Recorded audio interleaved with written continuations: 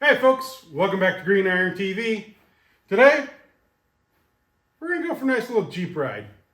It's a beautiful late fall afternoon and should be absolutely beautiful outside. So let's go ahead, we'll jump in the M38A1 and go for a beautiful little cruise around the neighborhood. Sounds like a good plan.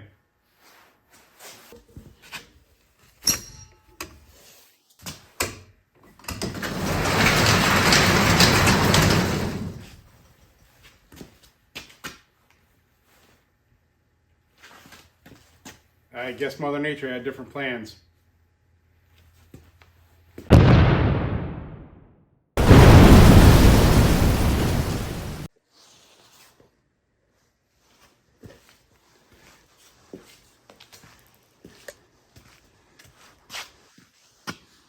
Wow, Mother Nature's fickle. She's gone ahead and snowed on us.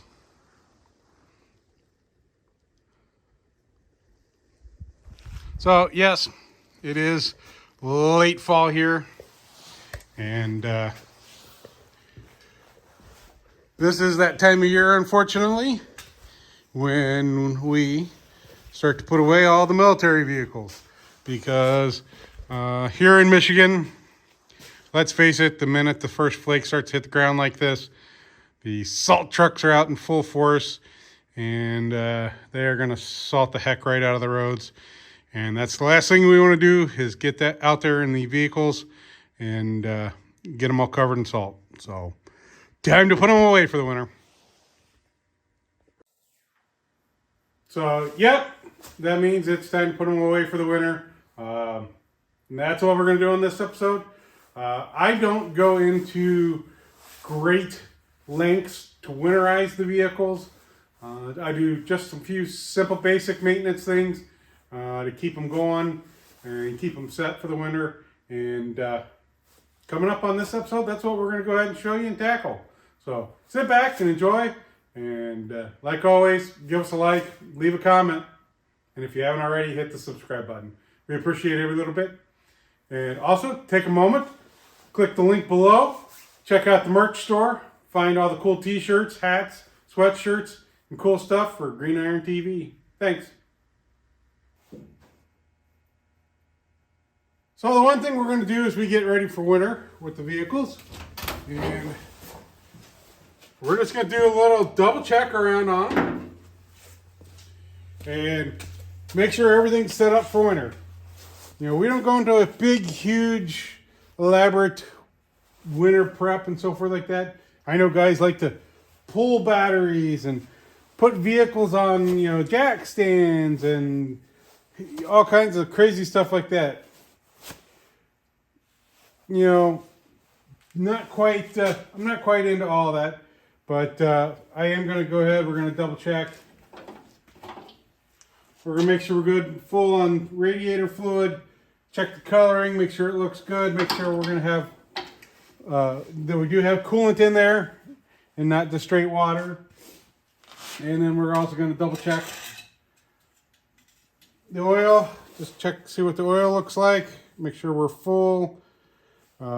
Make sure it doesn't look like there's any water or condensation in the oil.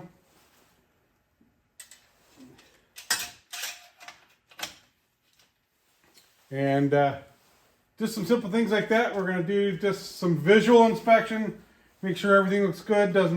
We don't see any major leaks or problems or anything that looks like that's going to be causing us any issues over winter storage. And from that, we'll then move on. We'll do another vehicle.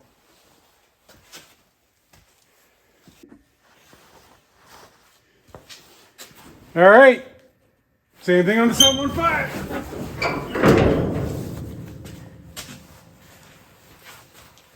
Same thing. We're gonna check the radiator.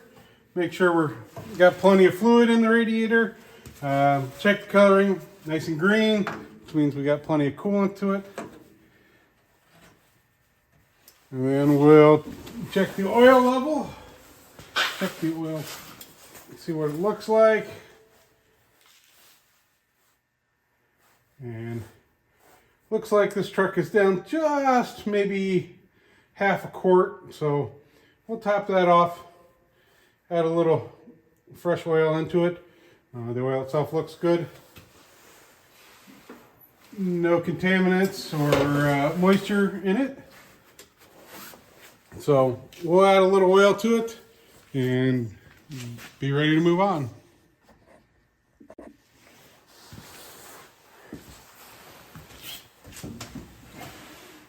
All right, so we'll top it off.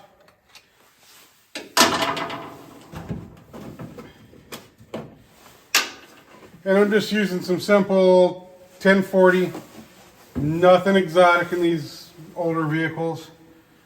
No synthetics, nothing crazy like that. So I'm gonna add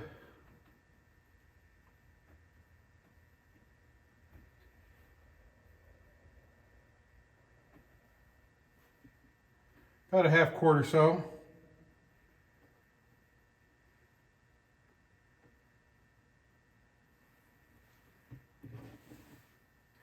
This is about all this bottle had left in it, so we'll go ahead and finish it off.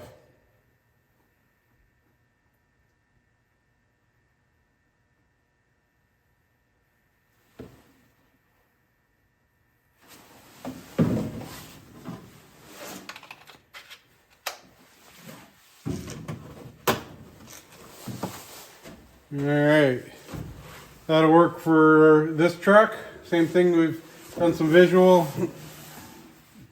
Might put a couple little drips there.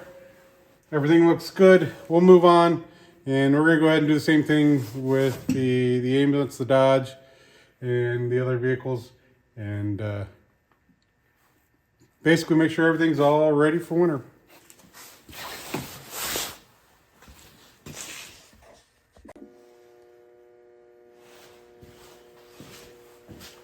All right, same thing on the ambulance.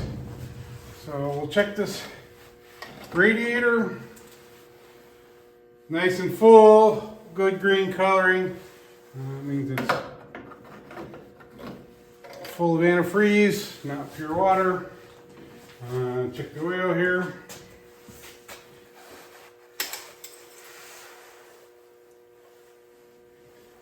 All right, this one's nice and full. And looks good. I don't see any contaminants or any type of moisture in it. So we're gonna call that good. Same thing, quick look around. I don't see any real leaks, anything alarming. And we should call this one good for the winter.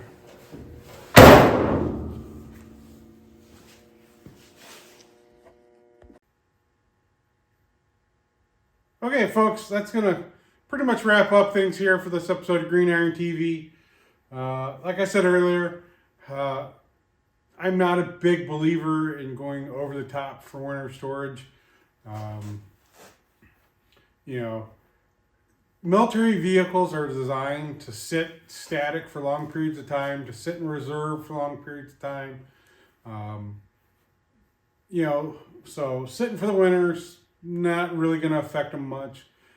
Just like I do every year. During the winter, I'll come down during the winter months, usually about every month, month and a half or so. I'll start the vehicles, back them outside, let them run for a little while, you know, a good half hour, 45 minutes. Just to warm up and burn off any of the moisture and condensations that has built up inside the motors. You know, which is one of the best things to do for them. You know, the old military bias ply tires, yes, they can flat spot a little, but you know, the minute you get out in the spring, start driving them, they're going to come right back around. Yeah, that first mile or two may be a little bumpy as they basically force themselves back into a round shape, but you know, as long as you you know, keep an eye on them, make sure the tire pressure is good, stays up all winter. You know, of course, if you have a tire that's low, it's going to create a bigger flat spot to the tire. So you want to make sure your tires are all pumped up. You know, and then the other biggest thing you want to do is just make sure everything is off. All your switches are off, all your powers off. Some of the vehicles, I have battery cutoff switches in, so we'll make sure we shut the power off. That just keeps any chance of any kind of parasitic drain from killing the batteries over the winter. And of course, the other big thing I like to do is I like to make sure that the vehicles are full of gas. And of course, I use all the 90 rec fuel, which is the non-ethanol based fuel. So I use that in all the old military vehicles. And of course, it doesn't attract moisture like the ethanol based fuels do. It stays stable a lot longer and preserves for a lot longer. So I'll make sure that all the vehicles are all filled up all the way to the top of the tanks for the winter. That basically helps keep air and moisture from forming some rust along the top of the tank and so forth like that. So we'll make sure we get the trucks all filled up, topped up with that, and we'll be putting them away for the winter. So thanks a lot. Thanks for staying along, watching as we kind of do a quick little walk around of what we're doing here to get ready for winter. Like always, please give us a like, leave a comment. If you haven't already, hit that subscribe button. We appreciate every little bit. And, of course, check out the link below for the merchandise and give us a like. Thanks.